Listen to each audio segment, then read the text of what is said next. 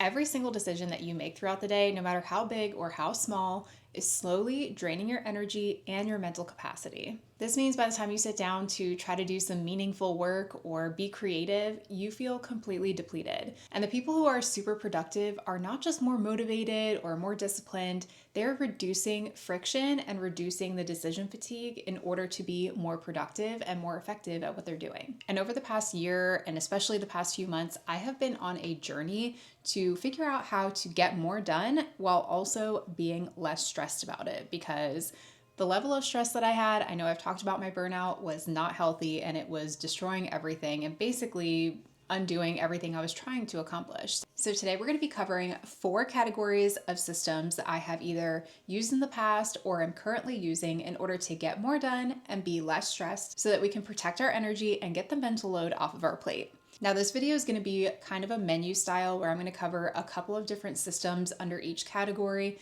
You can kind of take what you like, leave what you don't. And if you have any other ideas or things that have worked for you, I would really love to hear from you. Drop it in the comments, because the more we can share and help each other, the more we can all succeed together. Category 1 is decision fatigue reducers. Say that 3 times fast. The problem with decision making is that we make about 35,000 plus decisions per day. A lot of these are micro decisions, but sometimes they can be really big ones. And like I said before, it doesn't matter how small or how big it is. Every decision you make is slowly draining that energy and also draining the brain power that you have throughout the day. This can be small things like what to wear, what to eat, how to reply to an email, or it could be something really big like, are we going to move states, or a big strategic decision at work? All of these can add up really, really fast. And I'm sure that you've been in this situation before where you've had a really long day at work, you get home and it's like, what's for dinner? And that question and the idea of figuring it out just makes you want to just go to bed right there and then, like, not even worry about eating dinner, because it just feels like so much pressure and so frustrating to try to figure out. You simply decide what to make for dinner. So the first system that I want to talk about is actually a meal planning system, because we have to decide what to eat 3 times a day, usually about 3 times a day, every single day for the rest of our lives. And I know so many of us feel so annoyed by that fact. I've talked to many, many people who just feel like deciding what to eat, meal planning, meal prepping is just so overwhelming to them. So I want to talk about a few things that have worked for me. Right now, I am following the 3-2-1 system, where every Sunday I sit down and I pick 3 dinners, 2 lunches, and 1 breakfast to eat for the week. Now, this allows me to have variety throughout the week, but then also variety week to week. So I'm not eating the exact same thing for months on end, which honestly, I really could not care less about. I want to make sure, like, my top priority is that I'm getting the nutrients that I need and that I'm fueling my workouts that I have. So outside of that, I don't care about having a bunch of different recipes and like everything being new and exciting, because I just don't care about that. So I plan the 3-2-1. I set out my grocery list. I order my groceries, or I go to the store. And then on Monday, I will prep the first lunch, the first dinner, and then we'll eat that for Tuesday as well. And then I'll cook again on either Wednesday or Thursday, depending on how long those leftovers last us. Another system that I've used for my meals is just bulk ingredient prep. So on Sunday evening or maybe Monday, I would bulk prep a big batch of rice, a big batch of potatoes, a big thing of grilled chicken, and then maybe a big thing of ground beef. And now throughout the week, I can mix and match my different ingredients. So maybe Monday I'm having chicken and rice, and then Tuesday I'm having beef and potatoes, and then Wednesday I'm having chicken and potatoes. So you can kind of mix and match and grab the different ingredients. And then this allows you to also add different toppings, different seasonings, different mix-ins, like different veggies that you want to add. So you're getting a lot of variety and you're not feeling trapped in eating the exact same meal every single day, because I know that that's a struggle for a lot of people. Something else you can do for a meal system is simply choosing one thing to make. I know a lot of people, especially when you're working in corporate, breakfast is such a pain because you're rushing in the morning to get ready. Maybe you have kids that you're getting ready and you've got to get out the door. And oftentimes we're just stuck with grabbing a coffee and maybe a granola bar. And like, while I love my coffee, a granola bar or just coffee is not breakfast, okay? We want to make sure that we are having a really healthy, balanced breakfast so that we're fueling our brains, we're fueling our bodies for the rest of the day. So you can just simply prep your breakfast ahead of time for the week. You could do maybe egg muffins or like a bacon, egg, and cheese sandwich. And this is really easy to prep in advance. Maybe you put some in the freezer, so you're just grabbing it out. You can heat it up. You could even do something like overnight oats. So all of these items are really easy to grab and go in the morning. The next system for reducing decision fatigue is having an outfit system. Now, again, this can be as simple as the evening before you are picking out your clothes for the next day, whether that's your clothes for work or maybe a workout set, so that you don't have to decide the next morning what you're going to wear.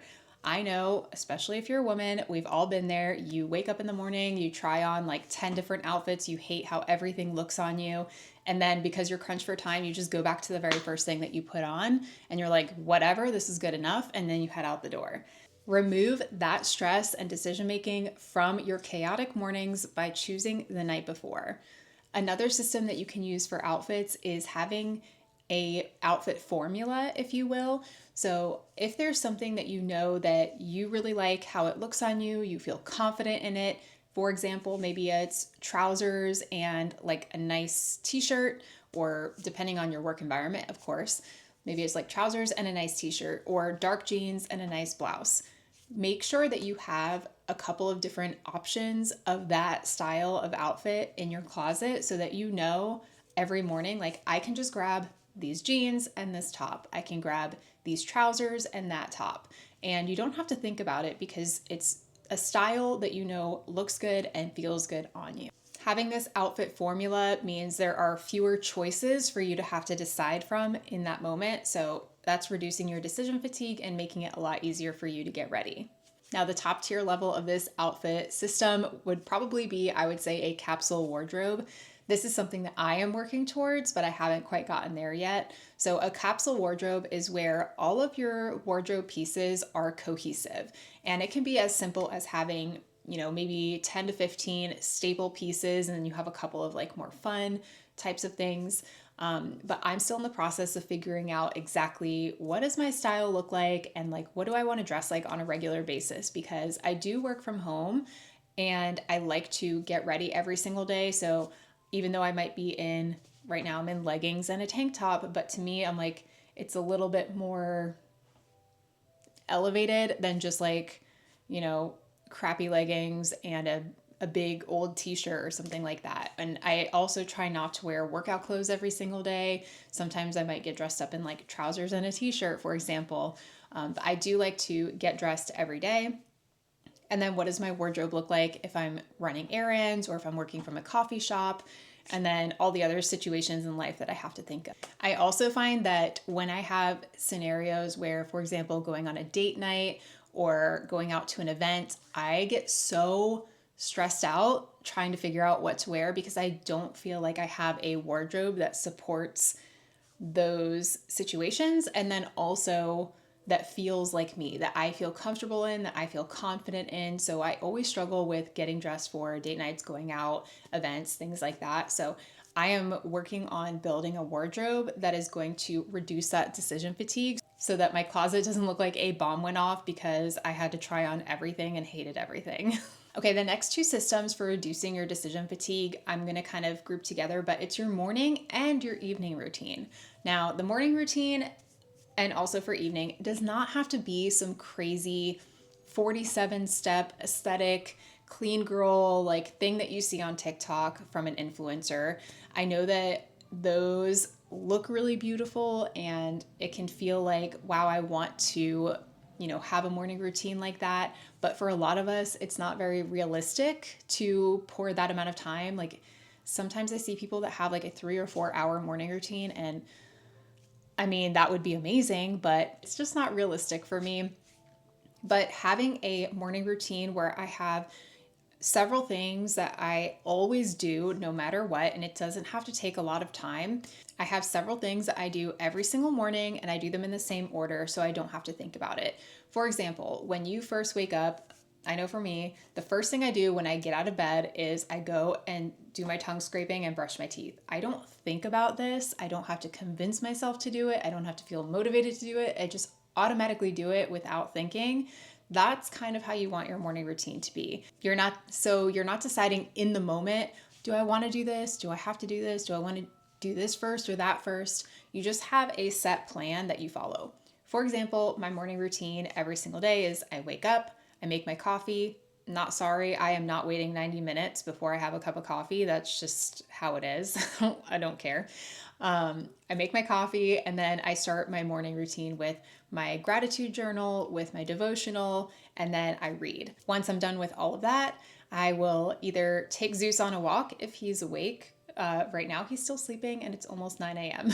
So it just depends on if he's awake or not. If he's not, then I will start working on my business and I will work for about an hour or so. And then I will go for a walk with Zeus, or I will walk with Zeus and then I will work on my business. So sometimes that will change depending on him, but that's an external factor that I just have to think about. When you have the same sequence, the same things that you're doing every single day, like I said, it doesn't have to be a long time. It can just take you a minute or two. You don't have to think about it. You don't have to decide in the moment. You just do it and then it's done. And I highly encourage you to choose at least one or two things that are going to pour into you and to set you up for a really good day, whether that's journaling, meditation, prayer, a devotional, reading, whatever it is that kind of sets your mind, sets your body, sets your nervous system up for the day is something that you want to incorporate. Now, the same thing goes for your evening routine, and I will argue that the evening routine is very underrated. I think we see so much more about morning routines than we do about evening routines, but a great day starts with the setup the night before. Because I think we all know if we don't get good sleep, then we're not having a great morning, right? So having an evening routine where you are having a sequence of events that starts to, as it becomes a habit, it's going to be a signal to your brain. It's time to relax. It's time to wind down, which will make it a lot easier for you to fall asleep. So I like to make sure I'm turning off my electronics at least 30 minutes before you go to sleep. Try as much time as you can. I know that I definitely break that rule often. I try not to, but having at least like 10, 15, 20 minutes before you go to bed, no electronics, don't sleep with your phone next to your bed, okay? That is a terrible habit to have. Mine gets plugged in the bathroom so that it's not near me, but it's still close enough if anything should happen. I also do my evening, my closing shift, if you will. I make sure that I do all the dishes, clean the kitchen counters, because the worst thing is waking up to a sink full of dishes. That just starts my day off with a high amount of stress. So I'm cleaning that up, tidy up the living room, fold the blankets, whatever, have my tea. Maybe I'm doing some reading, or maybe I just brain dump in my journal. So I keep a brain dump journal next to my bed because I am the type of person who the second my head hits the pillow, it's like, whew, a bajillion thoughts, ideas, concerns, worries, all of it come into my mind. So if I have that journal next to my bed, I can just dump out anything that is stressing me out, that I'm like, oh, I need to remember to do this. Oh, this is a cool idea. Write it down. My brain is like, okay, now it's safe. I don't have to keep ruminating on it. So that is a big hack. If you are a ruminator or you feel like you can't shut your brain off, it's probably because you have open loops, which we're going to talk about in a second. The next system for reducing decision fatigue is having default answers. So this can look as simple as whenever somebody asks you if you can do something, go somewhere, attend an event, your default is, I am going to check my calendar and get back to you. That way you're not deciding in the moment if you're going to do this or not, if you have the energy to do it or not, if you want to do it or not, because that can be highly stressful. So reduce the decision fatigue of having to decide in the moment and just let them know, I'm going to check my calendar and get back to you. Another default could be, I work out Monday, Wednesday, Friday. That way you're not having to negotiate with yourself every single day. Do I want to do my workout? What workout do I want to do? Monday, Wednesday, Friday, I'm doing a full body day every single day. And then on Sundays, I do a long run. It can be as simple as that. And then other defaults that you could incorporate depending on, again, your situation, what you do. Maybe you have a no meetings Friday. So every Friday is just strictly for you to do focused work.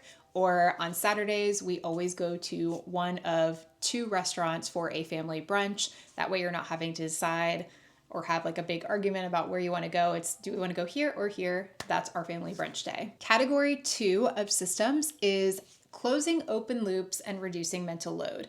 So this is a big thing, especially for me. I didn't really know about open loops until a few years ago, but now that I know, it makes so much sense.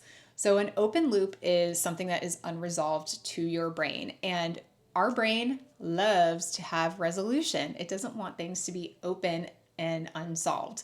So what happens when you have thoughts, ideas, worries, concerns, reminders living in your head is that your brain is constantly ruminating and thinking on them. It's like having 100 tabs open on your computer and they're constantly refreshing because it's like, remember I'm here, remember I'm here, remember I'm here. And it can be really frustrating, really overwhelming. It also just completely drains the life out of you to have your brain going a million miles a minute 24/7.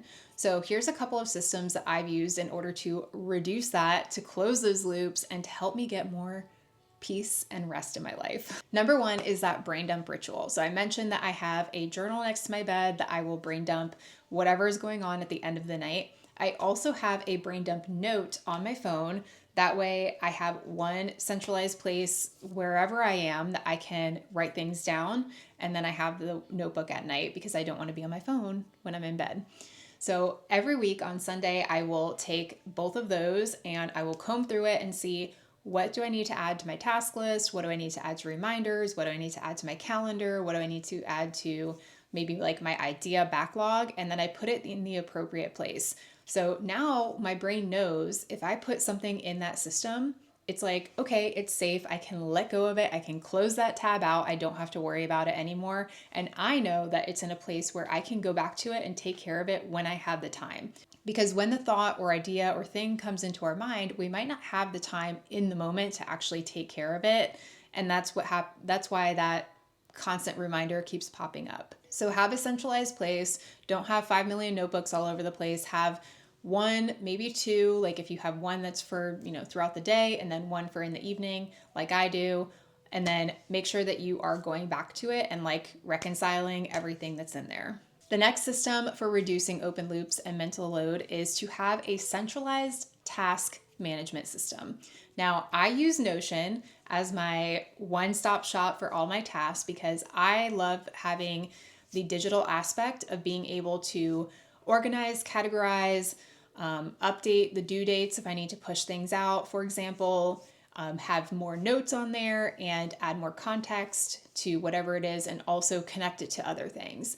Now, if you don't like using a digital task manager, of course, you can use a paper one, an analog one, but I will caution that that can get really messy. I've tried that system before, and I just found it really frustrating when I had to, for example, move a task because I didn't have the time or I didn't have the resources at the moment, and I had to keep constantly moving it. Or things that are recurring, I had to constantly write them down over and over again, and I just did not enjoy that system. So now everything lives in Notion, and then what I like to do is each week when I go through and I set my task for the week, I will actually write it on my whiteboard, or sometimes I'll write it on like my notepad, but I like to have it visible in my face when I'm sitting at my desk. So you can do something like a hybrid system like that, but the one source of truth is Notion, and you need to have that one centralized place that is your source of truth. The next system in this category is to have a weekly review ritual of some kind.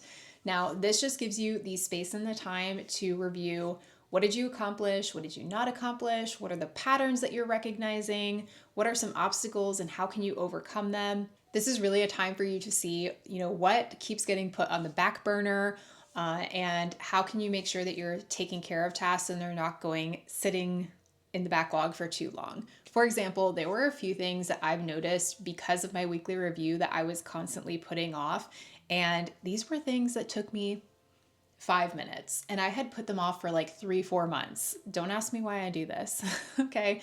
It took me 5 minutes to complete it. And the amount of relief that I had once it was done, I'm like, why did I not do this sooner? So I shared in a previous video the weekly review that I use, so I'll link that up here and also put it in the description below if you want to check that out. The next system that I like to use is having an admin day or an admin time block. Now, this is for all of those boring life admin back-end stuff that we have to do. So updating my financial spreadsheet, booking doctor's appointments, going through our bills, maybe running errands, returning Amazon stuff, all of that stuff that just kind of like is annoying. You don't really want to do it and you have to like find a place to do it. Batching all of those together and just like having like a little admin day or an hour or two on the weekends is going to streamline all of those decision-making things. You're not having to decide, okay, when do I want to call? When do I want to set that appointment? When do I want to do this?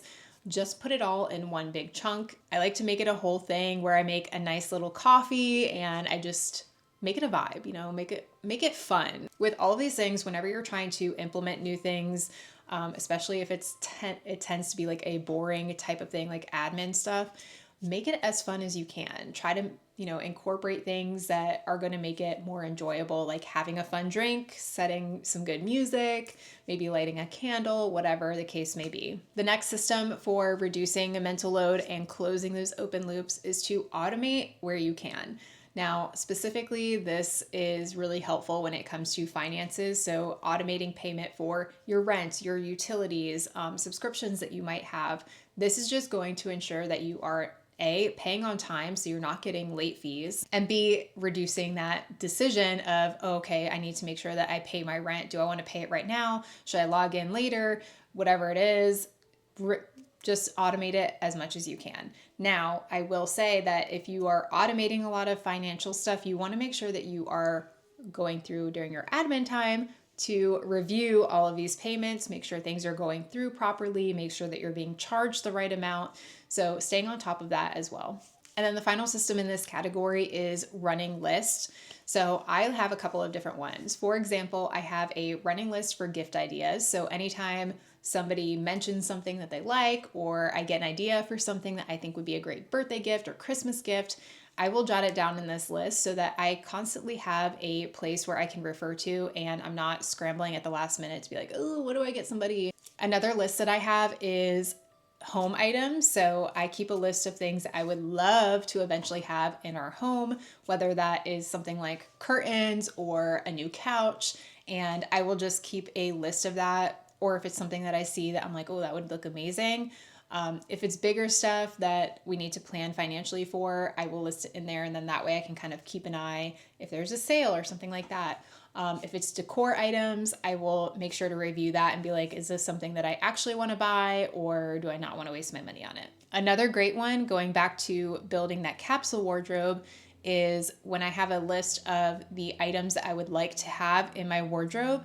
I keep that in one spot so that if I'm out shopping, I can look at my list and say, oh, I need a white button-down shirt. And I can, if I find one when I'm out and one that I really like, then I can go ahead and pick it up.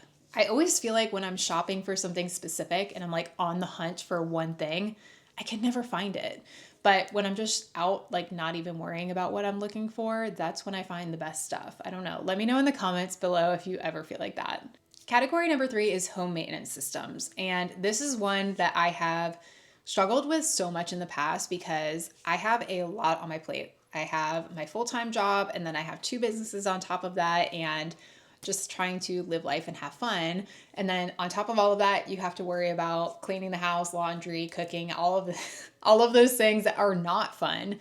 And I used to hate so much when I would do my Sunday resets and I would spend the entire day cleaning and resetting the house. And then it would be like the afternoon and I would start to get those Sunday scaries and be like, no, like I didn't even have a weekend because I spent all day cleaning, and then it would suck and I would be stressed out the rest of the night. So I stopped doing that and I started implementing a few different systems in order to maintain my home, keep it clean, keep it organized, and not feel like I have to pour so much time and energy into doing that. So home system number 1 is a cleaning schedule.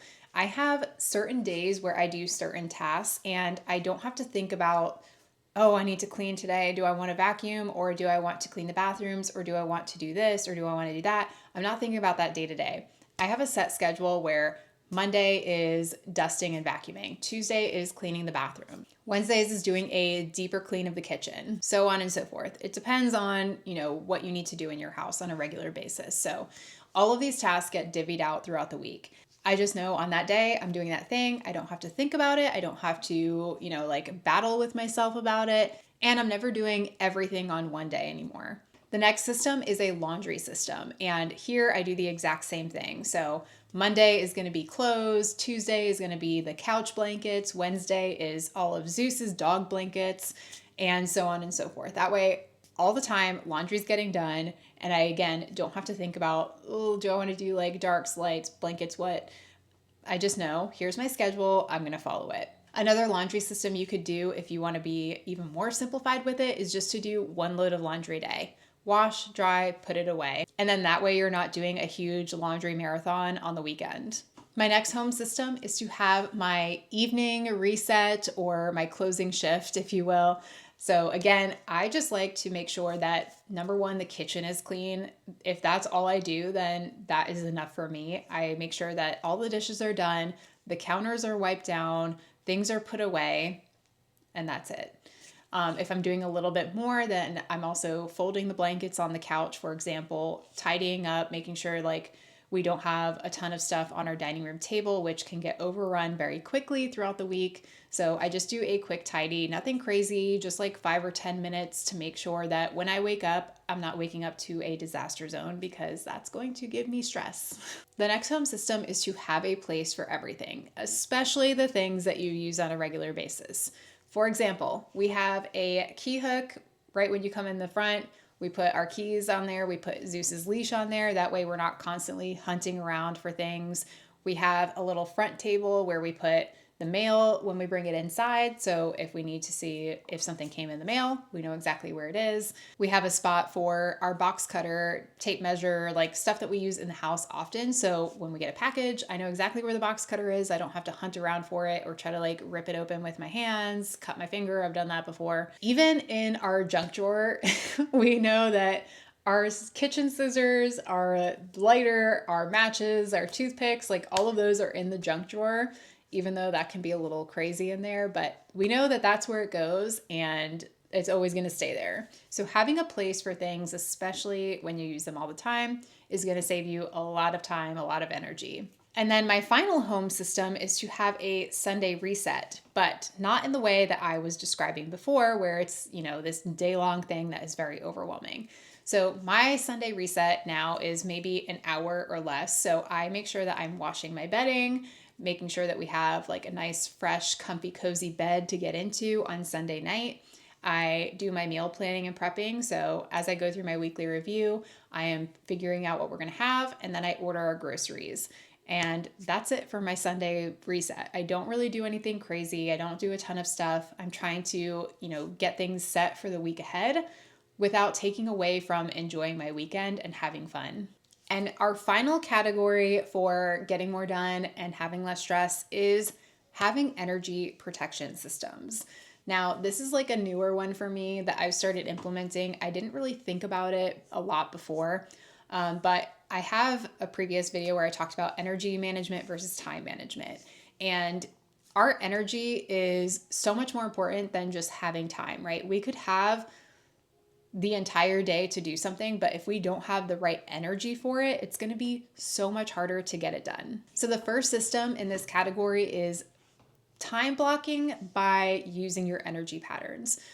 For example, I block time in the morning for my creative work. So filming, for example, planning my content, writing, all of these things that require more creative energy, more like energy in person kind of stuff. I need to do that in the morning because by afternoon or after work, I'm done. Like there's zero going on there and like my brain can't handle it. So I need to save the after work hours for things that require little to no energy. So going through emails, checking messages, admin style tasks, all of that I save for at the end of the day when my brain is just spent and I don't have to really think about it. So this requires you to notice your patterns throughout the day and like where are you highest energy versus lowest energy, and doing that weekly review that we talked about earlier can be really helpful here. The next system for protecting your energy is calendar boundaries. So the very first thing that I do during my weekly review is I book in my focus deep work time.